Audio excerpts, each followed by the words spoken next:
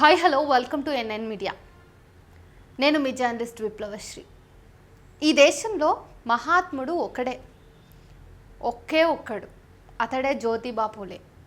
ఇవాళ శివాజీ అంటూ కాషాయం రంగు జెండాలు పట్టుకుని ఊరేగే బ్యాచ్ ఊరూరా కనిపిస్తుంది.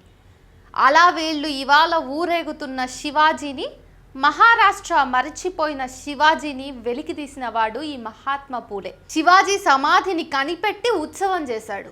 ఊరూరా శివాజీ మహారాజ్ విగ్రహాల స్థాపన చేశాడు. తాను స్థాపించిన సత్యశోధక్ సమాజ్ జల్సా అనే పేరుతో వీధి నాటకాలు వేసేది. అవి శివాజీ స్ఫూర్తిని జనంలోకి తీసుకెళ్లేవి. శివాజీకి గంగాభట్ అనే బ్రాహ్మణుడు పట్టాభిషేకం చేయమంటే ఎడమకాలితో బొట్టు పెట్టిన విషయం అందరికీ తెలిసిందే కదా. సత్యశోధక్ జల్సాల్లో ఈ విషయం కూడా ఉండేది. పూలే పోరాటం అంతా బ్రాహ్మణీయ వ్యతిరేకమే, బ్రాహ్మణాధిపత్య వ్యతిరేకమే. దానికి తోడు యాంటీ బ్రాహ్మణికల్ ఐకాన్గా, మరాఠా సింబల్గా శివాజీ ఎమర్జ్ అవుతున్నాడు. అది జనంలోకి పోయేసరికి బ్రాహ్మణులకు వశం కాలేదు. దాంతో బ్రాహ్మలు ఒక కొత్త నాటకానికి తెరదీశారు. ఆ నాటకం పేరే గణపతి ఉత్సవాలు.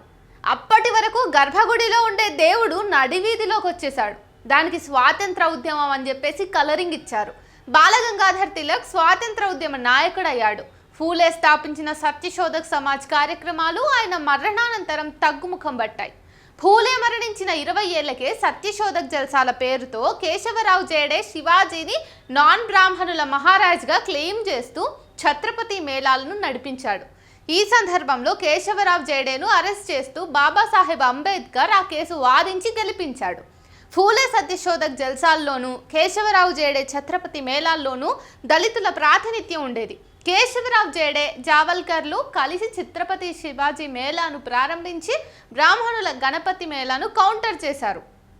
అయితే చరిత్రలో తాము చేసిన అన్యాయాలకు వ్యతిరేకంగా నిలబడిన ఫూలే మీద సినిమా వస్తే తమ కుల ప్రస్తావన ఉందని బ్రాహ్మణులు అభ్యంతరం చెబితే సిబిఎఫ్సి సెన్సార్ చేయాలని అంటోంది. ఏప్రిల్ 11న ఫూలే జయంతికి దండలేస్తున్న వాళ్ళు, శివాజీ వారసులం అంటూ జెండాలు పట్టి మార్చింగ్ చేస్తున్న వాళ్ళు ఎవరు దీని మీద మాట్లాడడం లేదు.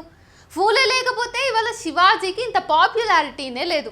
మరాఠనే మర్చిపోయిన శివాజీని దేశ నలుమూలలా ఉత్సవం చేసిన ఫూలే సినిమా ఈరోజు ఆయన మీద అభ్యంతరాలు, ఆయన సినిమా మీద అభ్యంతరాలు వస్తుంటే వీళ్ళంతా మాట్లాడాలి కదా, కానీ మాట్లాడట్లేదు. ఎందుకో మీకు తెలుసు, ప్రత్యేకంగా నేను చెప్పవసరం లేదు. ఫూలే చేసిన గొప్ప సాంస్కృతిక విప్లవం తమాషా ఇప్పుడు ఒక తిట్టయిపోయింది.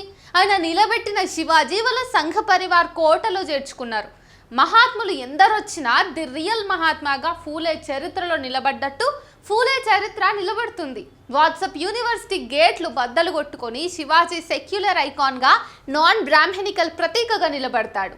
మనం చేయాల్సిందల్లా అబద్ధాలు, అర్ధసత్యాలు రాజ్యమేలుతున్న కాలంలో సత్యాన్ని పదే పదే చాటడమే.